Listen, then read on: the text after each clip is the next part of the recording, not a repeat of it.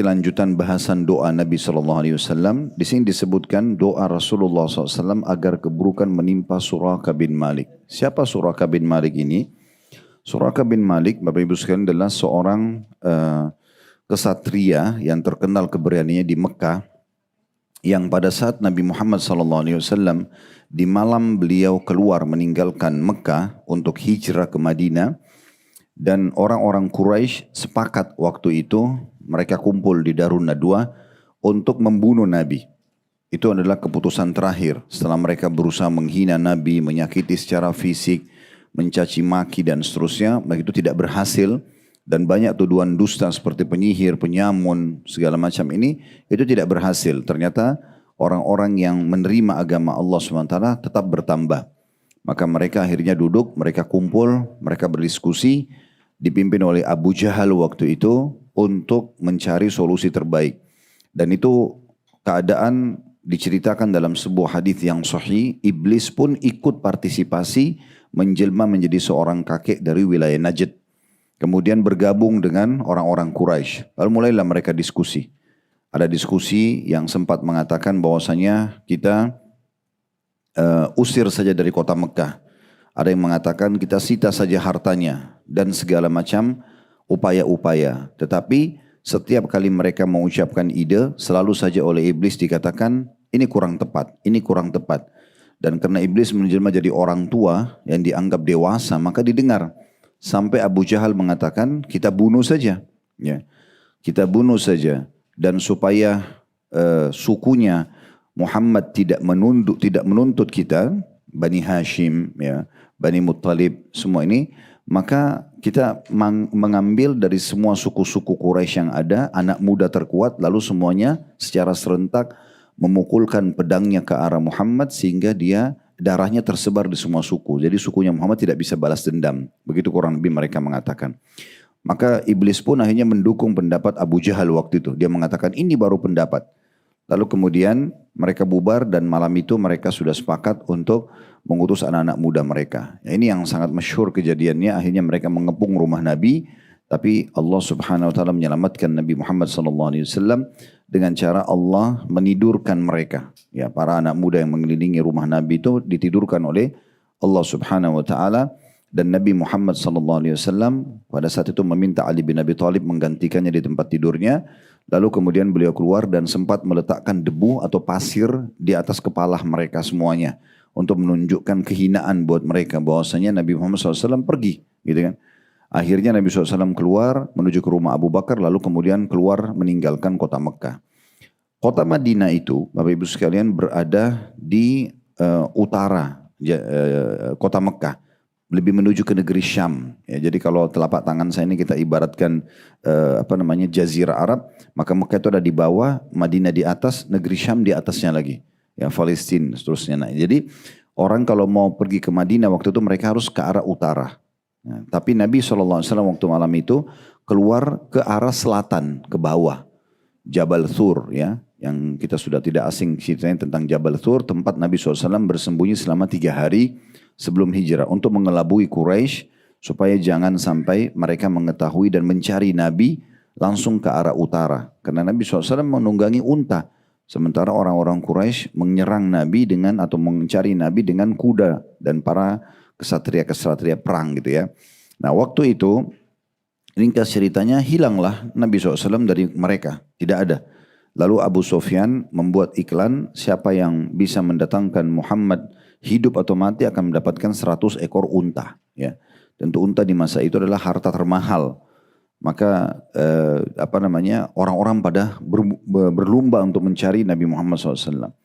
Tentu ada yang sampai berhasil mendapatkan Jabal Thur tadi ya. Di daerah selatan Mekah itu.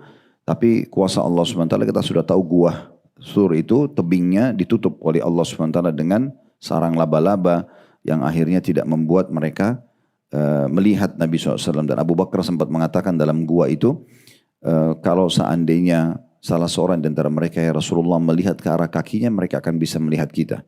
Lalu kata Nabi SAW, hai Abu Bakar, bagaimana pendapatmu kalau 2 orang dan yang ketiganya adalah Allah Subhanahu Wa Taala. Nah pada saat itu tersebarlah berita siapa yang mendatangkan kepala Muhammad hidup atau mati maka akan dapat 100 ekor unta, maka mereka berlumba-lumba. Suraka bin Malik ini adalah salah satu kesatria Mekah yang coba mencari. Ya. Waktu itu setelah 3 hari ya, Nabi SAW akhirnya mengarah dari selatan ke utara, mulai menuju ke Madinah.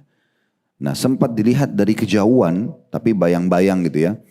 Dan anak-anak muda Quraisy lagi pada duduk, mereka membicarakan tentang di mana bisa mendapatkan Nabi SAW.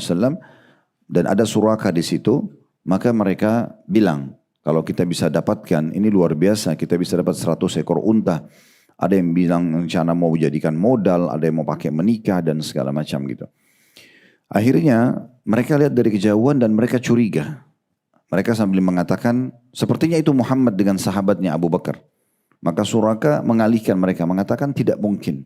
Dia sengaja gitu ya, supaya teman-temannya tidak terpengaruh. Dan akhirnya teman-temannya berhasil ya dipengaruhi oleh Suraka untuk tidak mencari atau mengejar 2 orang yang bayang-bayang dari jauh yang mereka curigai Nabi SAW. Dan itu benar Nabi sama Abu Bakar. Maka Suraka mengatakan itu tidak mungkin. Kita sudah 3 hari mencarinya dan tidak ada. Itu paling orang Arab Badui yang kebetulan lewat. Lalu kemudian dia alihkan teman-temannya dengan duduk ngobrol dan sampai akhirnya bubarlah majelis tersebut. Nah setelah bubar maka Suraka pun pergi mengejar. Dan Suraka karena seorang ksatria berhasil pada saat itu untuk mendapati Nabi SAW dan Abu Bakar. Maka Abu Bakar pada saat itu radhiyallahu anhu, ini salah satu keutamaan beliau. Beliau betul-betul menjaga Nabi SAW. Sekali Abu Bakar di depan Nabi, sekali di belakang, sekali di kanan, sekali di kiri. Dan Nabi SAW menanyakan ada apa wahai Abu Bakar. Dia mengatakan ya Rasulullah saya khawatir kalau saya di belakang nanti akan ada yang serang Anda dari depan. Kalau saya di depan nanti saya khawatir ada yang serang Anda dari belakang. Kalau saya di kanan saya khawatir ada yang serang dari kiri. Dan begitu seterusnya. Kalau saya di kiri ada yang serang Anda dari kanan. Maka saya berusaha itu. Kata Nabi SAW, tenanglah wahai Abu Bakar, Allah bersama kita. Akhirnya Suraka datang. Dan berhasil mendapat Nabi SAW. Dan pada saat itu dia sudah mendapati Nabi dengan jangkauan anak panah. Ya. Jadi sudah bisa menyerang Nabi dengan anak panah. Lalu Nabi SAW pun pada saat itu mendoakan. Ya. Seraya mengatakan, Allahumma sra'hu. Ya, itu ada doa di situ ya. Ya Allah jatuhkanlah dia. Maka Suraka pun akhirnya jatuh dari kudanya. Plus pada saat itu bukan cuma sekedar jatuh, kedua kakinya dan kaki kudanya tenggelam di padang pasir. Maka Suraka waktu lihat kejadian tersebut, kejadian yang belum pernah terjadi dalam hidupnya. Orang kalau mau kakinya tenggelam di padang pasir itu pasti akan menggali dulu, kemudian baru dia masukkan kakinya, baru ditutup. Ini Suraka tiba-tiba tertanam kedua kakinya, kaki keempat kudanya juga begitu, dan tidak bisa bergerak. Maka Suraka tahu ini bukan upaya dari manusia. Ini pasti ada hubungannya dengan Tuhan Allah Subhanahu wa taala. Maka walaupun dia kufur, dia akhirnya mengatakan, "Hai Muhammad, maafkan saya janji tidak akan mengejarmu lagi," gitu ya. Tapi tolong lepaskan saya dari sini. Maka Nabi SAW pun mendoakan dia untuk dilepaskan. Lalu dia minta, Suraka sempat minta surat jaminan. Ya, surat jaminan ini maksudnya kalau satu waktu, karena Suraka sudah punya gambaran nih. Kalau Nabi SAW tiba di Madinah ini ada suku Aus dan Khazraj. 2 suku yang sangat terkenal pemberani sekali dalam berperang. Dia sudah punya gambaran sebagai seorang ksatria, nggak mungkin Muhammad ini diam. Pasti akan menyerang nanti dari Madinah ke Mekah. Maka dia bilang, tolong berikan aku surat jaminan kalau aku akan aman dari serangan pasukanmu. Atau tidak akan diserang oleh kaum muslimin nanti kalau sudah menang. Maka Nabi SAW suruh tulis Abu Bakar surat tersebut dan Suraka simpan. Nah pada saat itu Nabi SAW sempat ucapkan perkataan mengatakan, "Hai Suraka, bagaimana pendapatmu pada saat kedua gelangnya Kisra ada di tanganmu?" Gelang Kisra ini julukan bagi Raja Persia, Bapak Ibu sekalian. Kalau julukan bagi Raja Romawi kan itu Kaisar. Julukan Raja-Raja Mesir Fir'aun, julukan Raja-Raja Yaman Tubba ya. Nah ini kemudian julukan Raja Ethiopia waktu itu wilayah-wilayah yang berkuasa di muka bumi Najasyi. Nah ini semua julukan-julukan raja gitu ya. Nah pada saat itu Nabi SAW mengatakan, "Wahai Suraka, bagaimana pendapatmu nanti kalau di kedua tanganmu satu waktu nanti ada gelangnya Kisra?" Lalu Suraka kaget. Lalu Suraka mengatakan, "Kisra Ani Sinwan," maksudnya Kisra yang sedang berkuasa sekarang namanya An Sinwan. Maka kata Nabi SAW, "Iya." Maka Suraka pun percaya pada saat itu. Dan dia masih dalam keadaan kafir. Dia pun akhirnya pulang ke Mekah. Di hari penyerangan kota Mekah, Nabi SAW taklukkan, itu cerita panjang tentunya ya. Insya Allah nanti kalau Bapak Ibu ada yang ikut Sirah Nabawi kita 25 Agustus itu kita akan datang ke lokasi-lokasi perang ini. Ya di antaranya nanti kita akan ceritakan tentang kisah Suraka, kemudian kesepakatan Hudaybiyah, itu di lokasi Hudaybiyahnya. Nah Hudaybiyah itu kesepakatan yang terjadi damai antara muslimin dengan Quraisy. Selama 10 tahun mereka tidak akan berperang. Nah di situ Bapak Ibu sekalian selama 10 tahun itu ternyata baru 1-2 tahun berjalan Quraisy sudah berkhianat. Ya, mereka membiarkan sekutunya itu suku Bukair namanya itu menyerang sekutu kaum muslimin. Ya. Maka pada saat itu terjadilah pembatalan akad dan Nabi SAW menyerang kota Mekah. Ringkas cerita Mekah takluk pada saat itu. 10.000 pasukan dari Madinah datang dan menaklukkan kota Mekah. Dan pada saat itu banyak di antara orang Quraisy yang ditawan oleh kaum muslimin. Karena semua kota itu ditaklukkan dengan kekuatan ya. Biasanya kalau posisi seperti ini semua harta mereka, diri-diri mereka itu menjadi harta rampasan perang gitu ya. Tapi pada saat itu termasuk Suraka. Maka Suraka pun mengeluarkan kertas yang dia dapat atau surat yang pernah ditulis kesepakatan agar Nabi SAW membebaskan dia. Maka Nabi SAW membebaskan pun Suraka gitu ya. Dan setelah itu Suraka masuk Islam. Subhanallah di masa khilafahnya Umar bin Khattab radhiyallahu anhu tepatnya tahun 13 sampai 23 Hijriah, 10 tahun Umar bin Khattab berkuasa. Itu di tahun 15-nya sempat Umar bin Khattab mengutus pasukan dipimpin oleh Sa'ad bin Abi Waqqas radhiyallahu anhu untuk menyerang wilayah Persia. Dan di tahun-tahun itulah takluk Persia di tangan kaum muslimin termasuk istana putihnya Kisra. Ya, di kota Madain namanya, di ibu kotanya di wilayah Irak gitu ya. Nah pada saat itu harta rampasannya muslimin cukup banyak. Di antaranya semua harta pribadinya Kisra. Gelangnya Kisra, mahkotanya Kisra, pedangnya, singgasananya, dan semua itu dilapis dengan emas, permata-permata. Karena dia orang kaya raya, itu termasuk negara adik kuasa di masa itu ya. Dan wilayahnya dia termasuk sekarang wilayah Rusia itu. Irak, Iran, Afghanistan, Rusia itu wilayah Persia semua dulu. Maka kaum muslimin waktu itu berpikir, ini harta muslimin banyak sekali. Jumlah pasukan Islam waktu itu hanya 30.000 orang. Wilayah Persia yang takluk luas sekali. Para mujahidin sudah kaya raya mendapatkan harta rampasan perang. Maka mereka pikir, ini perlengkapan utamanya Kisra ini, untuk apa kita bagi? Udah kirim aja ke Madinah, kirim kepada Amir Mukminin. Dikirimlah kepada Umar bin Khattab. Waktu Umar lihat dan penduduk Madinah, perhiasan itu sangat banyak. Dan memang disebarkan berita kalau ini adalah perhiasan pribadinya si Kisra gitu ya. Maka pada saat itu Umar melihat pun mahkotanya, pedangnya, segala macam termasuk gelangnya karena orangnya tinggi besar dan gelangnya besar gitu. Maka Umar lalu mengingat tiba-tiba sabda Nabi SAW kepada Suraka, hai Suraka, bagaimana perasaanmu di saat kedua tanganmu mengenakan dua gelangnya Kisra. Maka Umar sudah tahu itu Suraka sudah masuk Islam dan sudah menjadi kaum muslimin tinggal di Madinah gitu ya. Maka Umar mengatakan kepada muslimin, panggil untukku Suraka. Suraka pun datang akhirnya.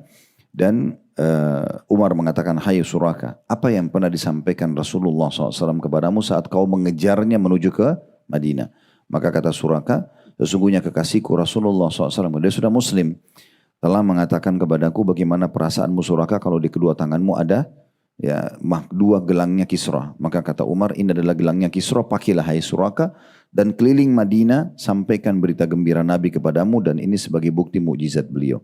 Maka Suraka pun akhirnya memakai dua gelang tersebut, walaupun Suraka lebih kecil postur tubuhnya, karena Kisra orang tinggi besar, maka sangat berat gelang tersebut, tapi dia sambil mengangkat tangannya dan mengatakan, lihatlah bagaimana Rasulullah SAW benar dengan janjinya, inilah dua gelang Kisra di tanganku. Dan waktu itu hampir semua orang yang hidup tahu tentang kisah Suraka dulu mengejar Nabi, dan bagaimana Nabi berikan surat jaminan dia tidak akan diganggu pada saat pembebasan kota Mekah, dan juga dijanjikan dia akan menggunakan ya gelang Kisra gitu ya. Dan cukup banyak kejadian seperti ini ya di masa Nabi Muhammad SAW, dan Nabi sampaikan sesuatu yang akan terjadi nanti dan ternyata terjadi betul, yang membenarkan risalah beliau. Tapi yang sedang dibahas oleh penulis di sini adalah doa Nabi pada saat Suraka sudah berhasil akan memanah Nabi, maka dengan satu ucapan doa ini, Allahumma sra'hu, maka tiba-tiba saja Suraka jatuh dari kudanya dan tenggelam kakinya serta dengan kudanya juga. Saya akan bacakan di halaman 122 di poin E, doa Rasulullah SAW agar keburukan menimpa Suraka bin Malik radhiyallahu anhum. Suraka mengejar Rasulullah SAW dalam perjalanan hijrah dan ingin membunuh Nabi SAW dan Abu Bakar untuk mendapatkan hadiah atau diat dari hasil membunuh keduanya. Karena kaum Quraisy telah menjanjikan bagi siapa yang membunuh Rasulullah SAW dan Abu Bakar atau menawan keduanya akan memberikan hadiah. Suraka mengejar Nabi SAW dan ketika Abu Bakar melihatnya, dia berkata, wahai Rasulullah, seorang penunggang kuda berhasil mengejar kita. Lalu Rasulullah SAW menoleh kepadanya dan berdoa, Allahumma sra'hu. Ya Allah, jatuhkanlah dia. Maka tenggelamlah kedua kaki depan kuda Suraka ke dalam tanah sampai kedua lututnya. Lalu Suraka berkata, wahai Rasulullah, berdoalah kepada Allah untukku. Maka Rasulullah SAW berdoa untuknya. Lalu selamatlah kudanya dan dia pulang dengan merahasiakan keberadaan keduanya. Maka di awal siang dia ingin memerangi Nabi SAW, namun di akhir siang dia menjadi muslihah, ya, atau muslimah tepatnya di sini. Dia muslihah di sini dikatakan penjaga, ya, bagi Nabi SAW dan merahasiakan tentang keberadaan Nabi. Ya, jadi di sini yang tadi saya ceritakan panjang lebar itu adalah lengkap kisah Suraka kurang lebih, ya. Oh, di sini cuma diceritakan secara ringkas tentang cerita tersebut dan insya Allah cerita tadi sudah jelas, ya, bagaimana Nabi SAW mendoakan dia, awalnya dia sempat jatuh dan akhirnya dia mendapatkan hidayah di pembebasan kota Mekah, lalu kemudian dia betul-betul mendapatkan juga gelangnya Kisra. Kita pindah ke poin F-nya, doa Rasulullah SAW saat perang Badar. Nah, perang Badar ini lokasinya kurang lebih 173 km dari kota Madinah dan sebab perang Badar ini karena waktu Nabi SAW sudah hijrah ke Madinah bersama muslimin, banyak sekali atau bukan banyak, hampir semua harta muslimin yang ditinggal itu diambil oleh tokoh-tokoh Quraisy. Diambil rumahnya, ya, apa saja yang ditinggalkan, toko perniagaannya, apa saja diambil. Dan itu yang boleh ambil cuma tokoh-tokoh Quraisy. Lalu mereka kelola harta itu menjadi barang dagangan. Nah, di tahun 2 Hijriah, tepatnya di bulan Ramadan, waktu itu belum ada syariat puasa Ramadan, ya, baru pertama kali disyariatkan di tahun itu. Ya. Orang-orang Quraisy, tokoh-tokoh Quraisy menjadikan harta-harta muslimin sebagai barang dagangan mereka. Dan waktu itu mereka belanja negeri Syam di utara tadi, ya, di bagian atas. Jadi Mekah di bawah, Madinah di atasnya Mekah, kemudian negeri Syam di atas. Nah, mereka waktu itu cuma punya sumber perniagaan dari negeri Syam mayoritasnya. Maka orang-orang Quraisy melewati pinggiran Madinah, tepatnya Badr, wilayah Badr, kemudian menuju ke negeri Syam. Kembali juga sama.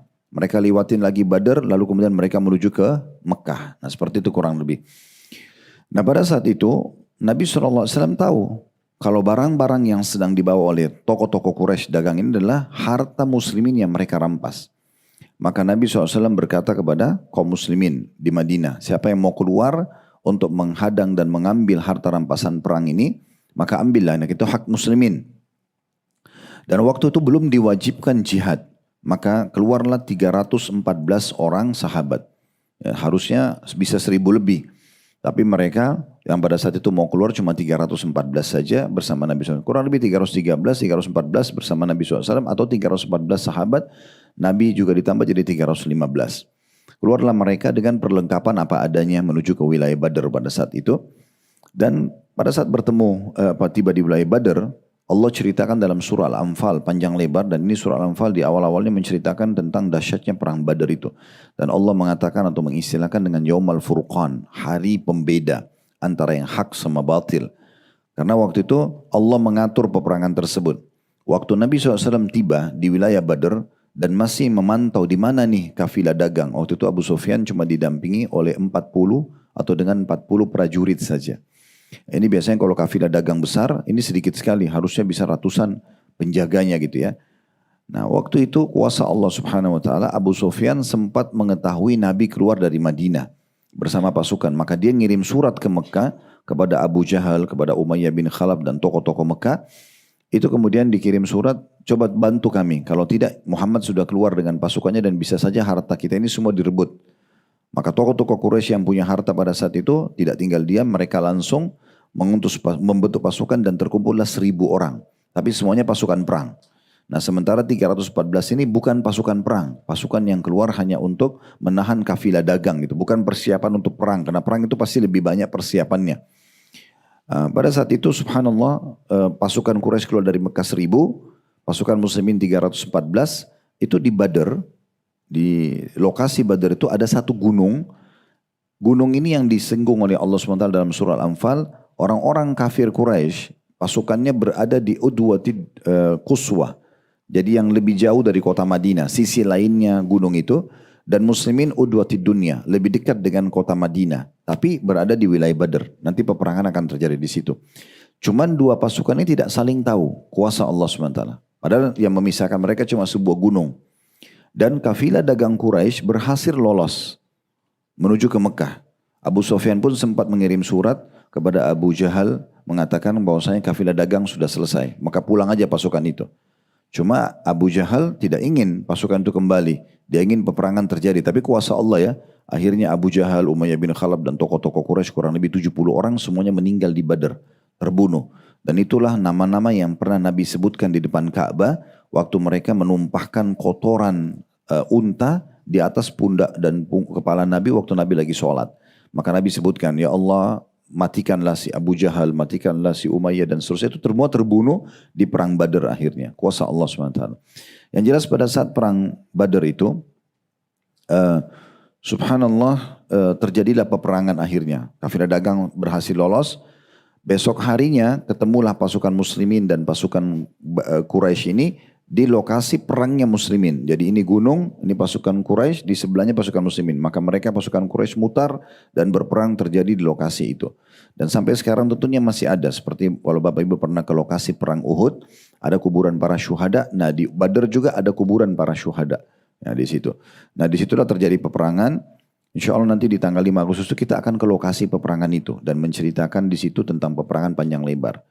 Tapi yang di sini yang kami titik beratkan adalah perang Badar ini perang pembeda antara hak dan batil. Karena 314 itu berhasil mengalahkan 1.000. Kalah semua pasukan Quraisy dan akhirnya tersebar di Jazirah Arab kalau muslimin telah memenangkan peperangan dan Quraisy sudah dipermalukan dan 70 semua tokoh-tokohnya, kepala-kepala suku semuanya meninggal dunia. Tersisa orang tua di Mekah itu hanya Abu Sufyan yang memimpin kafilah dan berhasil lolos. Itu saja yang berhasil lolos yang dituakan.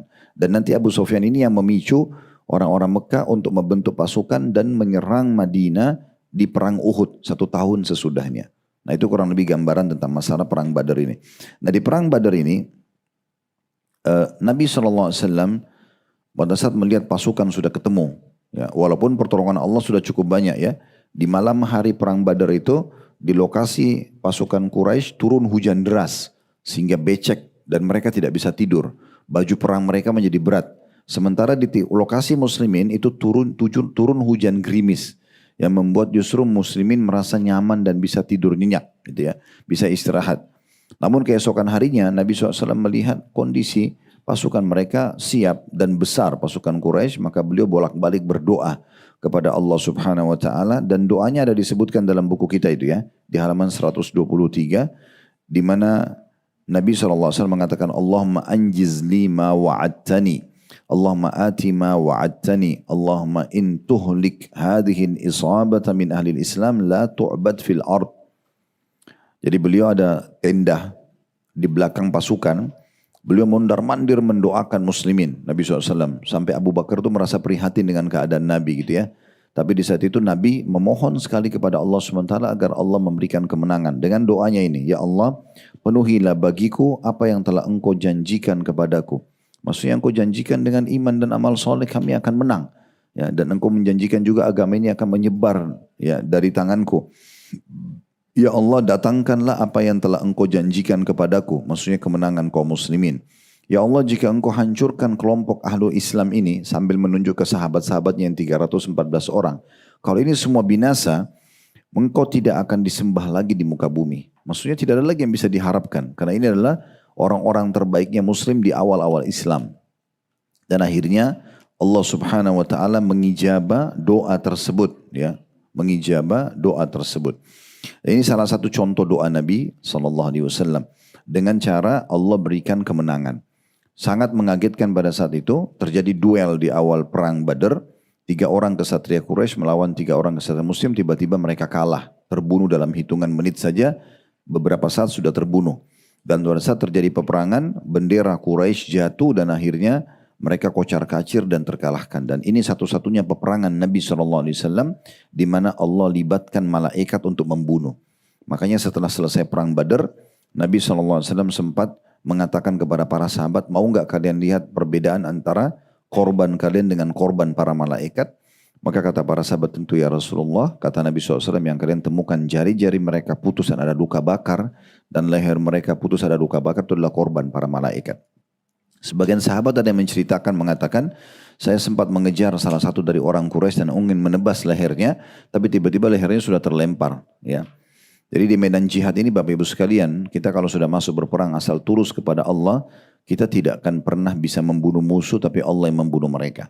Dan Allah juga yang memudahkan semua senjata yang kita gunakan untuk mengenai musuh. Sebagaimana Allah mengatakan, falam taqtuluhum walakinnallaha qatalahu wa ma ramaita ramaita walakinnallaha rama. Engkau tidak, hai Muhammad, dengan pasukanmu membunuh mereka, tapi Allah yang membunuh mereka. Dan tidaklah kau melempar pada saat melepaskan senjatamu, anak panah, tombak, lembing, ya, pedang diayunkan ke musuh, ya, kecuali Allah lah yang telah memudahkan itu. Nah, itu kisah tentang Badar. Saya bacakan dulu di halaman 123 yang ditulis oleh penulis. Di poin F, doa Rasulullah SAW saat perang Badar. Dari Umar bin Khattab, radhiyallahu anhu, beliau berkata, ketika perang Badar, Rasulullah SAW melihat kaum musyrikin berjumlah 1.000 orang, sedangkan para sahabat beliau berjumlah 319 orang. Lalu Nabi SAW menghadap ke kiblat, ya, mengangkat tangan berdoa kepada Rabb-Nya. Di sini penulis mengatakan 319 ya. Kalau saya pribadi sudah menyusun kajian sirah Nabawi yang saya temukan 314, gitu ya. Tapi antara ini sama ini mungkin dua-dua punya riwayat ya. Tapi yang saya pernah temukan memang 314 dari mayoritas buku-buku sejarah.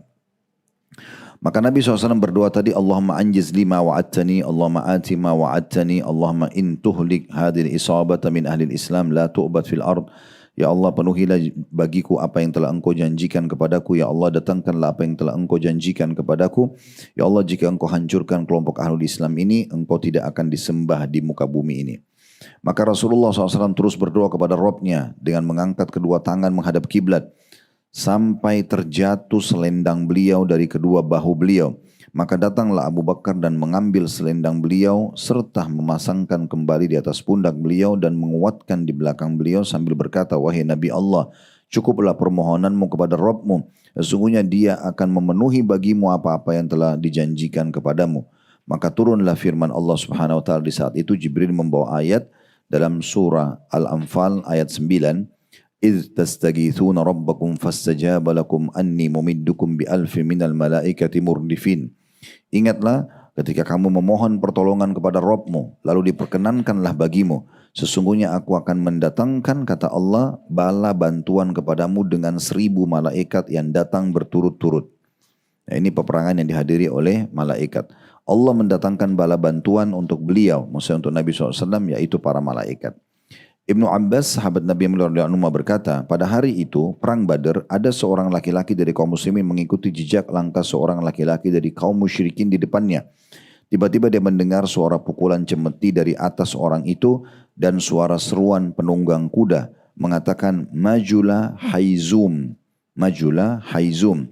Lalu dia melihat orang musyrik yang ada di depannya itu dalam keadaan tersungkur jatuh. Lalu dia melihat kepadanya dan ternyata hidungnya terpotong. Wajahnya sobek seperti kena cemeti dan memar seluruhnya. Lalu datanglah seorang Ansar dan menceritakan kejadian tersebut kepada Rasulullah SAW dan beliau bersabda, Sadaqta dzalika min madadis sama'its tsalitsa. Kamu benar, itu adalah dari bala bantuan langit ketiga. Maksudnya dari malaikat. Karena kan 7 lapis langit ini, itu setiap langit ada malaikat. Dan setiap langit itu jenis malaikatnya berbeda-beda. Ya. Baik itu postur tubuh mereka, ya, perangai mereka, ya, juga tugasnya masing-masing. Pada hari itu 70 orang musyrik terbunuh dan 70 orang juga tertawan. 70 orang juga tertawan. Ini tentang masalah Badr. Sekarang kita masuk ke poin G. Doa Rasulullah SAW dalam perang Ahzab. Ya. Ahzab ini surah Ahzab, surah nomor 33 dalam Al-Quran. Yang jamak daripada hizib. Artinya kelompok-kelompok ya. Dan ini nama lainnya perang Khandak. Nama lainnya perang Khandak. Ya. Tapi yang lebih dikenal perang Ahzab. Kenapa? Karena memang pada saat itu ada dua suku Bapak Ibu sekalian dari Madinah Yahudi namanya suku Nadir dan Qainuqa. Dua suku ini berkhianat terhadap akad damai dengan muslimin. Yang satu sempat mau membunuh muslim, yang satu sempat mau membunuh Nabi SAW. Suku Qainuqa mereka membunuh seorang muslim di pasar mereka. Suku Nadir mau membunuh Nabi. Akhirnya Nabi kepung dan akhirnya diusir dari kota Madinah. Nah mereka tinggal di Khaybar. Nah ini juga termasuk lokasi yang akan kita datangi insya Allah nanti di Umrah Sirah Nabawi itu lokasi perang Khandak dan lokasi perang Khaybar. Berdekatan ya berdekatan ceritanya. Tapi Khaybar itu sekitar 180 kilo lebih dari kota Madinah. Ada 9 benteng Yahudi di sana yang ditaklukkan oleh kaum muslimin. Nah di perang Ahzab ini kenapa dikatakan Ahzab? Karena dua suku Yahudi tadi dari Khaybar itu mereka memotivasi dan membakar semangat orang-orang suku-suku Arab untuk menyerang Madinah. Pertama kali terbentuk 10.000 pasukan itu mengepung kota Madinah. Sementara seluruh Madinah pasukannya cuma 1.000 orang. Ya, nggak lebih daripada itu. Maka pada saat itu karena kelompok-kelompok ini banyak. Orang Quraisy menyumbang 4.000 pasukan. Ghatafan 4.000 pasukan. Dari Yahudi sekitar 1.000. Sisanya dari suku-suku Arab yang kecil. Terkumpul 10.000 semuanya pasukan berkuda. Kalau kita sekarang mungkin 1.000 tank semuanya. Itu pasukan berkuda karena kudanya juga terlatih berperang. Selain orang yang prajuritnya itu pakai topi besi dari kepalanya sampai kakinya semua ada besinya. Kudanya juga begitu. Jadi mereka ini pasukan yang kuat sekali kalau secara hitungan peperangan gitu ya. Lalu mereka datang dan menyerang kota Madinah. Nah kalau kita ibaratkan kota Madinah ini adalah kotak meja kita ini supaya mudah memahaminya. Atau mungkin tadi yang saya bilang ya, kalau Jazirah Arab itu kita gambarkan telapak tangan ini, negeri Syam di atas, Madinah kemudian Mekah. Nah, orang Mekah ini kalau mau menyerang Madinah, Bapak Ibu sekalian hanya bisa dari selatan, dari bawah. Kenapa? Karena kalau di kiri kanannya, di barat dan di utaranya Madinah dikenal dengan Hara Syarqiyah dan Hara Gharbiyah. Wilayah timur dan barat itu penuh dengan batu-batu hitam yang tajam. Sampai hari ini masih ada ya. Kalau Bapak Ibu lagi di Madinah, kemudian naik transportasi, taksi mungkin keliling Madinah itu bisa diperlihatkan dua lokasi itu masih ada. Walaupun sudah mulai ada pemukiman. Di masa kami masih mahasiswa tahun 90-an dulu, itu masih belum ada pemukiman. Dan memang dia batu luas sekali, padang pasir penuh dengan batu-batu yang keras dan berwarna hitam kena lama kena matahari panas gitu ya. Jadi dari wilayah barat dan timur, Madinah nggak bisa diserang waktu itu. Karena orang masih belum punya pesawat gitu ya. Belum punya tank, orang pakai kuda dan tidak bisa. Susah sekali manusia sama hewan itu melewatin dua wilayah barat dan timur. Luasnya luas sekali, batu-batu tajam dan berwarna hitam dan padat sekali. Jadi nggak bisa orang lewatin. Bisa tapi letih sekali gitu ya. Makanya dari timur dan barat Madinah terlindungi. Kalau dari atas, dari utara, maka orang-orang Mekah yang ada di selatan itu kalau mau menyerang dari utara, mereka putar jauh, manuver jauh sekali. Baru masuk ke Madinah, itu nggak mungkin. Maka satunya tempat adalah dari selatan saja. Dari bawah saja. Makanya parit itu dibuat di selatannya Madinah. Dibuat di selatan Madinah. Cuma di situ saja paritnya itu ya. Sehingga orang Mekah sudah nggak bisa masuk. Itulah lokasi parit. Tentu sampai sekarang masih ada lokasi itu cuma sudah jadi jalan raya ya. Tapi masih ada beberapa titik-titik yang pernah dibuat seperti musola-musola kecil. Itu untuk mengenang dulu ada pos-pos kaum muslimin di sana. Ya, biasa dikenal dengan Masjid 7, biasanya begitu ya.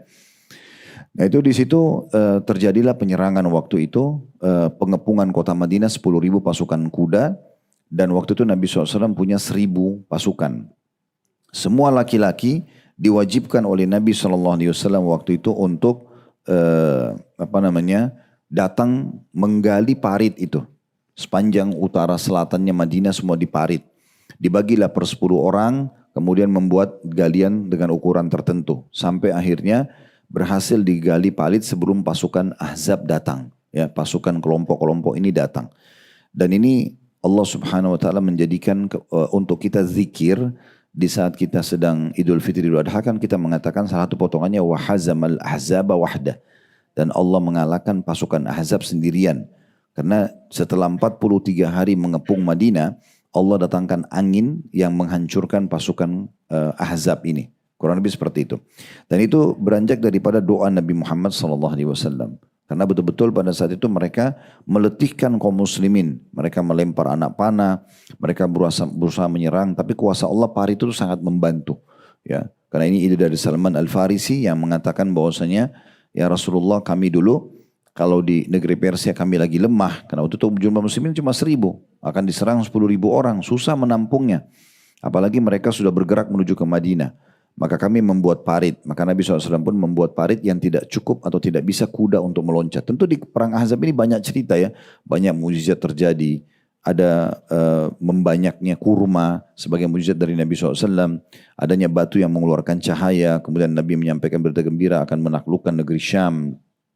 Ya, kemudian Yaman dan beberapa wilayah lain. Kemudian juga adanya kejadian tentang jadi banyaknya makanannya Jabir radhiyallahu anhu. 1 ekor kambing tapi bisa memberikan makan 1.000 orang pada saat itu. Ada banyak mujizat yang terjadi di perang Ahzab itu. Tapi waktu Nabi SAW melihat ini sudah pengepungan sampai 40 hari lebih, maka beliau berdoa, doa yang ditulis di halaman 123 itu, ya, agar Allah Subhanahu wa taala membinasakan pasukan Ahzab, dan Allah terima itu. Doanya dikatakan, Allahumma munzilal kitabi sari'al hisab, Allahumma hazimil ahzab, Allahumma hazimhum wa zalzilhum. Ya Allah yang menurunkan Alkitab yang cepat sekali penghisapannya, hancurkanlah kelompok-kelompok koalisi ini. Ya Allah hancurkanlah mereka dan goncangkanlah mereka. Nah, dengan doa ini akhirnya Allah SWT mengijabah doa Nabi SAW. Tentu kisahnya cukup unik ya, kemenangan muslimin pada saat itu.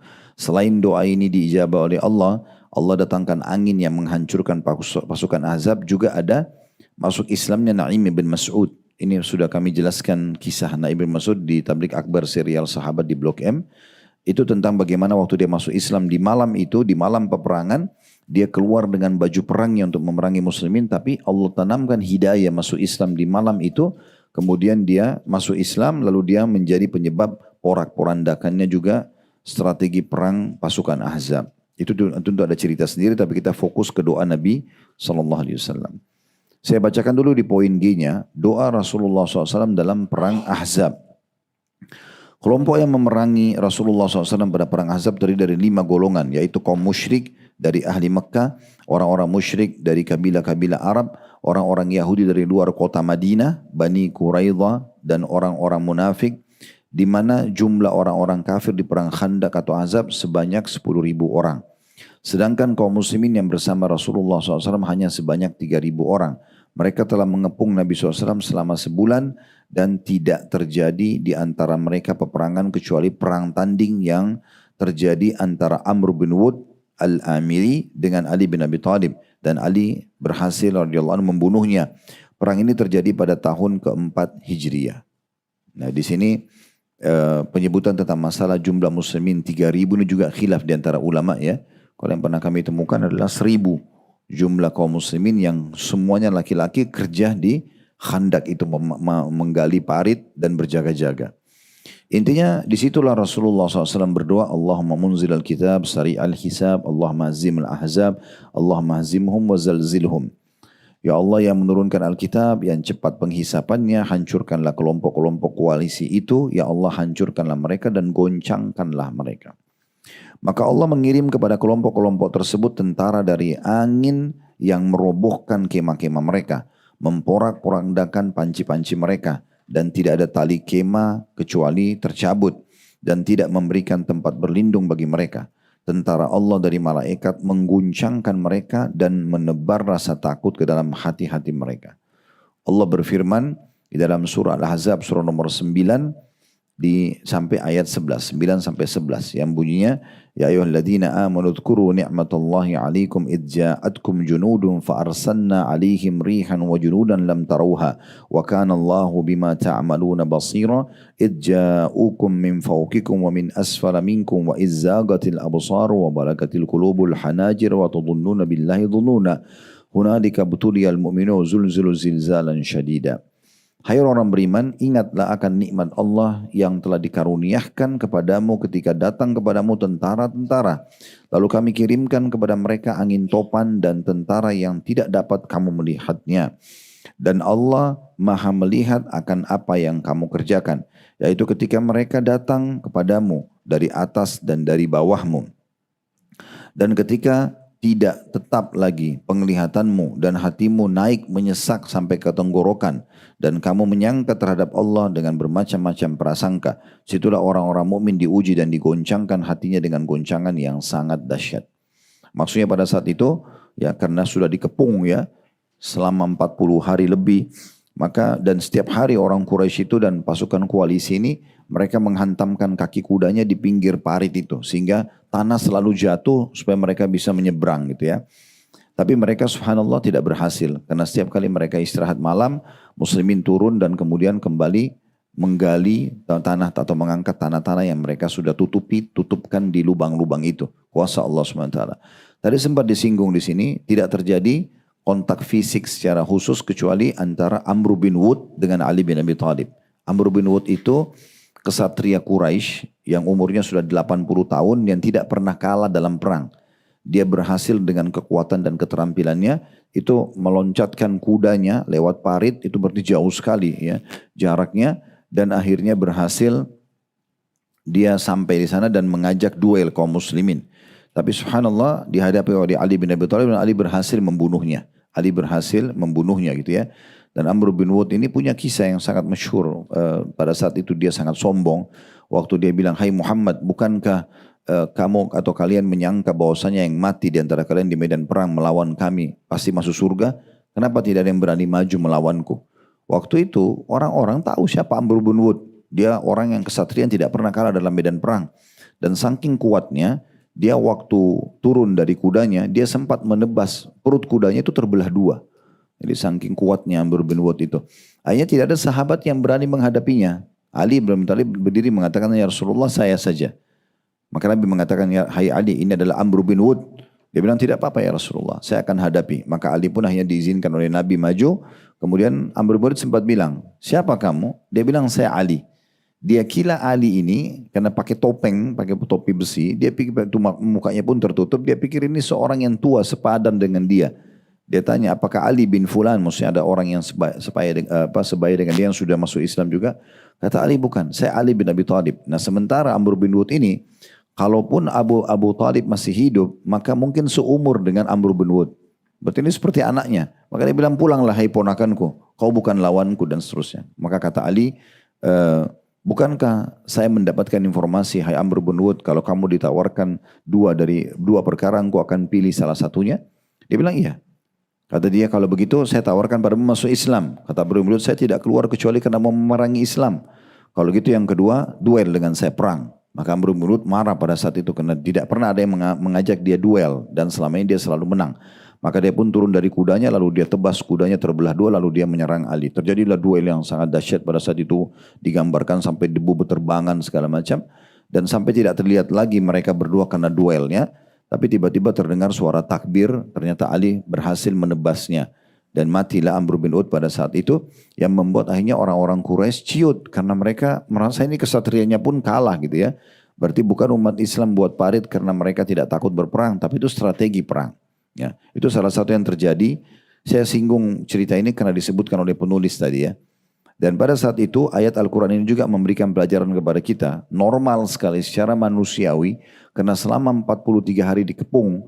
Dan selama 24 jam itu kita bayangkan kalau misalnya ukuran parit itu jaraknya sekitar 7 meter. Dalamnya 3 sampai 4 meter. Itu berarti dekat sekali. Misalnya dari tembok rumah ini sampai ke ujung tembok sana. Yang di sana pasukan Ahzab 10.000 orang, kita di sini. Jumlahnya cuma 1.000 orang. Dan bisa melihat bagaimana mereka bisa lempar panah, mereka bisa lempar lembing, mereka dengan yel-yelnya mereka mau menyerang. Maka Allah menggambarkan bagaimana sahabat waktu itu sesak dadah mereka. Mereka terganggu dengan itu secara manusiawi. Ini kalau berhasil menyerang gimana kalau kita dibantai? Karena waktu itu di Madinah memang betul-betul ya tidak ada lagi kekuatan, itulah kekuatan muslimin. Islam belum ada di kota-kota lain, belum nyebar, masih di Madinah pada saat itu ya. Dan kalau 10.000 ini berhasil, mereka sudah sepakat 10.000 ini akan membagi-bagi Madinah menjadi harta rampasan perang.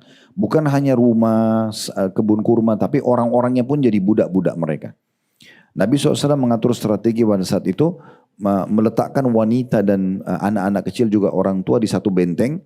Nah kebetulan kalau kita misalnya kasih gambaran ujung media di depan kita ini adalah, di situ dibuat paritnya. Nah di ujung parit itu ada satu benteng suku Yahudi namanya Quraidah. Ya, dua suku Yahudi yang lain yang menjadi penyebab perang Ahzab, Nadir dan Kainuqa. Itu sudah ada di luar Madinah. Tapi yang satu ini ada di pinggir kota Madinah. Mereka takut berkhianat akad perdamaian dengan Nabi seperti dua suku yang lain, nanti takut dikeluarkan dari kota Madinah. Tapi rupanya dua suku Nadir dan Kainuqa ini datang ngelobi pimpinan mereka. Lalu mengatakan, untuk apa kau jujur dengan Muhammad dalam perdamaian itu? Kami sudah bawa 10.000 pasukan, sebentar lagi Madinah akan takluk. Dan seterusnya diiming-imingkan sampai akhirnya mereka berkhianat juga. Mereka berkhianat. Nabi SAW sempat kirim 2 orang prajuritnya untuk datang mengecek. Ternyata betul-betul mereka sudah berkhianat. Waktu Nabi SAW ingatkan melalui 2 orang yang diutus, bagaimana akad kalian wahai suku Quraidah? Mereka teriak-teriak dari atas benteng mengatakan tidak ada akad damai di antara kita. Nah gitu ya. Akhirnya Nabi bilang mereka akan tiba saatnya akan dapat hukumannya. Nah, kurang lebih seperti itu. Nah pada malam itu mereka berusaha untuk orang-orang Quraidah yang di pinggir kota Khandak itu, mereka berusaha untuk merebut harta muslimin. Karena di dekat benteng mereka ada satu benteng, semua perempuan dan anak kecil, laki-laki yang tua sudah ditaruh di situ. Yang muda-muda semua yang kuat ada di parit dan cukup jauh dari situ. Maka mereka utus kesatria-kesatria mereka turun dari benteng, kemudian mau menyerang benteng yang ada perempuan dan itu. Dan pada saat itu ada tante Nabi namanya Sofia radhiyallahu anha, ibunya Zubair bin Awam. Ya, Sofia ini wanita yang sangat pemberani sekali gitu ya. Maka dia bilang sama Hassan ibn Thabit, ini penyairnya Nabi, umurnya lebih tua dari Nabi 7 tahun. Jadi sudah sangat tua dan lemah dia, di atas 60 tahunan mungkin umurnya. Maka Sofia bilang, hai Hassan, lawan orang-orang ini, kesatria Yahudi yang datang, karena kelihatan mereka datang mau manjat di tembok. Kalau kau biarkan kita akan ditawan semuanya. Kata Hasan, saya tidak mampu. Langsung Sofia menyerangnya dengan memukul kepalanya lalu menebas lehernya dan mengangkat kepalanya sambil melempar ke arah bawah benteng. Maka dengan perbuatan ini saja, ini menjadi rahasia kenapa suku Quraidah enggak jadi berkhianat, enggak jadi menyerang benteng tersebut. Mereka bilang, maka orang-orang yang Quraidah mengatakan, sungguh di benteng ini pasti banyak laki-laki. Padahal sebenarnya tidak ada, gitu kan? Dan dengan rahasia itu kuasa Allah SWT, karena perbuatan Sofia ini akhirnya tidak jadi diserang benteng tersebut. Tapi keesokan harinya, pada saat muslimin berhasil Allah mengalahkan pasukan Ahzab, maka terjadilah hukuman massal terhadap suku Quraidah karena berkhianat. Ya, itu dilakukan oleh Sa'ad bin Mu'ad untuk menghukum mati semua kaum laki-laki mereka karena mereka berkhianat. Itu kisah yang cukup panjang dalam perang Ahzab. Tapi intinya Nabi SAW berdoa dan diterima doa beliau. Yang terakhir Bapak Ibu sekalian adalah doa di poin H, doa Rasulullah SAW dalam perang Hunain. Hunain nama sebuah lembah. Ya, kalau pernah dengar Ji'rana? Ya, pernah dengar Ji'rana ya? Kalau yang biasa mau umroh lagi di Mekah itu pergi ke Mikot namanya Ji'rana, 30 km dari Mekah. Nah masjid yang ada orang niat umroh biasa itu di belakang itu lembah Hunain. Jadi kalau Bapak Ibu satu waktu ke sana, itu searching pakai Google Map di sana, tanya tulis lembah Hunain ditunjuk di situ. Jadi ada lembah yang sangat terjal, padam pasir, memang tidak ada yang huni di situ tempatnya. Di situlah pernah terjadi perang Hunain. Ya.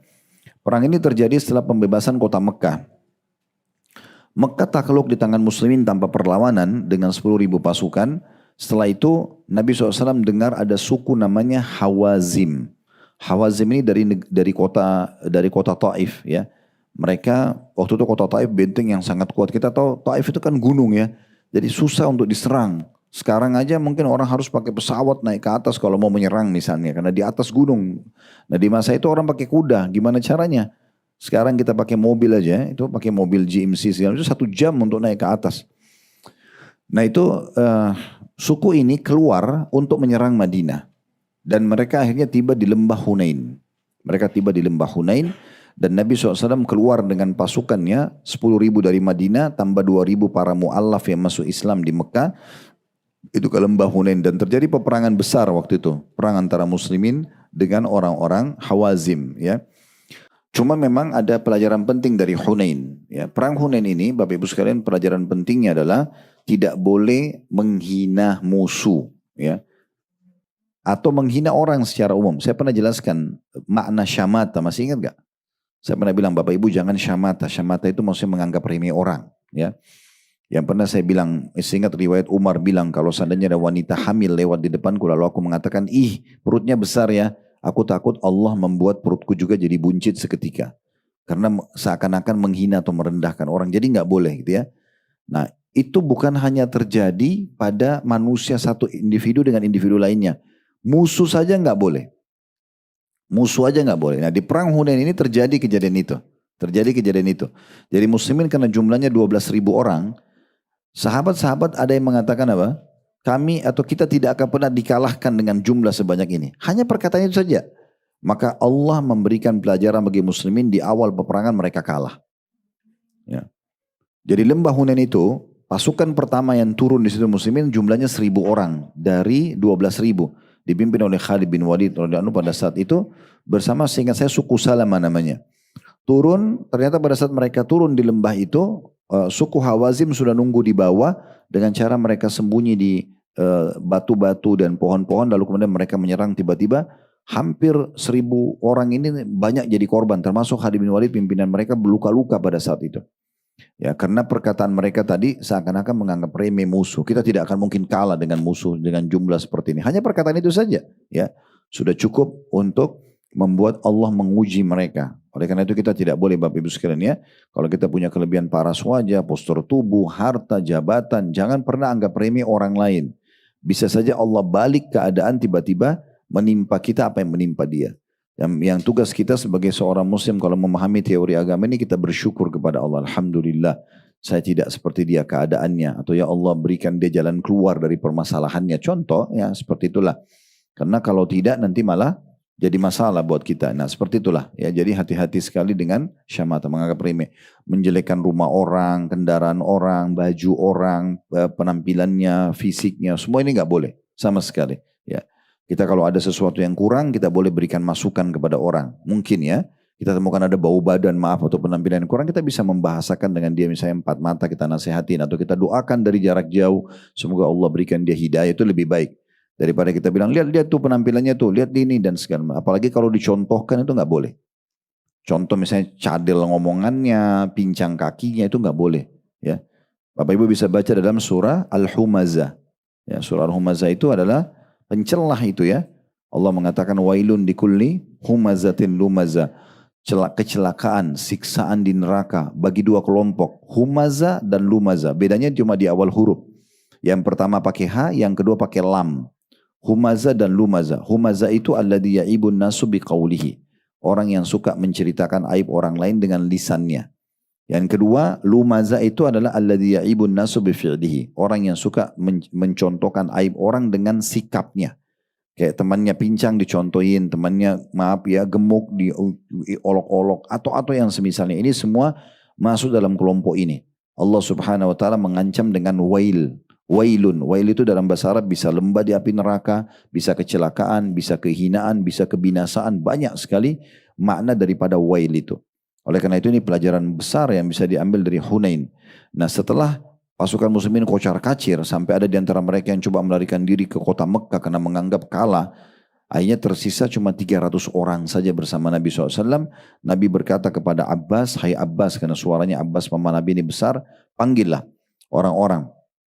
Panggil ahli syajarah, orang-orang yang membaiat di bawah pohon di Hudaybiyah. Ya, bilang aku adalah Muhammad ya, dan bin Abdul Muttalib, tidak ada kedustaan. Aku seorang Nabi.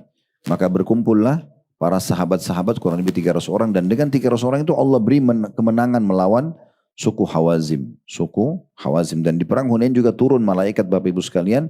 Tapi malaikatnya tidak ikut partisipasi dalam peperangan. Beda dengan Badar memang malaikat ikut partisipasi. Tapi perang Ahzab atau perang Hunain ini dimenangkan oleh kaum muslimin. Nah ceritanya itu diringkas sekali ya. Sempat waktu Nabi SAW melihat musuh-musuh, beliau melemparkan debu dan sempat atau segenggam tanah dan sempat mengatakan syahatil ujuh, ya, artinya binasalah wajah-wajah kalian. Maka dengan doa itu sebagai mujizat dari Allah, maka pasir yang Nabi lempar dengan genggamannya ke musuh itu semuanya mengenai mata-mata musuh. Padahal jumlah mereka cukup banyak ya, tapi kuasa Allah Subhanahu wa taala. Dinukil pada saat itu dari kisah dari Salama bin Aqwa radhiyallahu anhu, ini seorang sahabat Nabi yang terkenal sangat kuat kalau lari ya.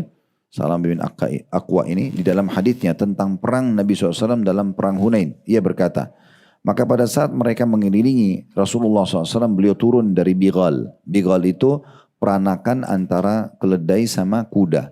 Biasanya Bighal ini dipakai oleh raja-raja di dalam istana mereka untuk keliling-keliling taman. Itu memang indah, bentuknya lebih bagus dari kuda. Peranakan antara kuda dengan keledai disilakan dengan Bighal. Nabi SAW pernah menunggangi itu, lalu beliau menggenggam segenggam tanah, kemudian menghadap ke arah wajah-wajah musuh seraya membaca syahatil ujuh, binasalah wajah-wajah kalian. Maka tidaklah Allah ciptakan di antara mereka seorang manusia kecuali kedua matanya penuh dengan tanah dari genggaman tanah tadi. Lalu mereka mundur dan Allah menghancurkan mereka. Kemudian Rasulullah SAW membagikan harta rampasan perang kepada kaum muslimin. Nah pada saat itu harta rampasan perang muslimin yang paling banyak itu dari perang Hunain. Padahal yang melawan musuh sekitar cuma 300 orang. Jumlah mereka tadinya 12.000. Yang lainnya kocar kacir. Tapi karena mereka tetap yang ada yang bertahan bersama Nabi SAW, Allah berikan kemenangan. Allahu a'lam. Ini bahasan kita 4 bagian tersisa dari doa-doa Nabi SAW. Doa Nabi SAW untuk Suraka bin Malik, doa Nabi SAW di perang Badr, doa Nabi SAW di perang Ahzab, dan doa Nabi SAW di perang Hunain. Diberi tanda nanti kita akan bahas selanjutannya pasal ke-6 orang-orang yang doanya mustajab atau dikabulkan. Ini sudah pindah ke kisah bagaimana caranya kita doanya mustajab, dan kisah orang-orang yang mustajab doa itu akan ada disampaikan di pertemuan akan datang insyaAllah. Seperti misalnya doa seorang muslim tanpa saudaranya tahu, kalau dia doakan bapak ibu doakan misalnya orang lain tapi dia tidak tahu, itu mustajab. Ya, doanya orang yang terzalimi, ya, doanya orang tua buat anak, doa kebaikan ataupun doa keburukan buat anak, doanya seorang musafir, doa orang yang berpuasa, doa ketika orang berbuka puasa, doa seorang pemimpin yang adil, yang mustajab, doa anak soleh, ya, doa orang yang terbangun tengah malam kemudian membaca zikir ini, kemudian doa orang yang dalam keadaan darurat atau kesulitan, ya, kemudian dia tulus berdoa sama Allah. Ini cukup banyak ya. Ada doa juga orang yang tidur di malam hari dalam keadaan suci dan zikir. Ada doa orang yang membaca sebelum memulai doanya dengan doa Dhannun, doanya Nabi Yunus, la ilaha illa anta subhanaka inni kuntu minadh dhalimin. Ada juga doa orang yang tertimpa musibah jika berdoa dengan ma'thur atau doa ini ya, inna lillahi wa inna raji'un sampai akhir. Ada doa orang yang berdoa dengan menggunakan nama Allah yang agung. Ada doa seorang anak yang penuh bakti dengan kedua orang tuanya. Itu cukup banyak ya poin-poinnya. Ada puluhan poin yang akan dibahas nanti di pasal ke-6 tentang masalah doa-doa yang mustajab. Sampai kurang lebih 21 nomor urut ya.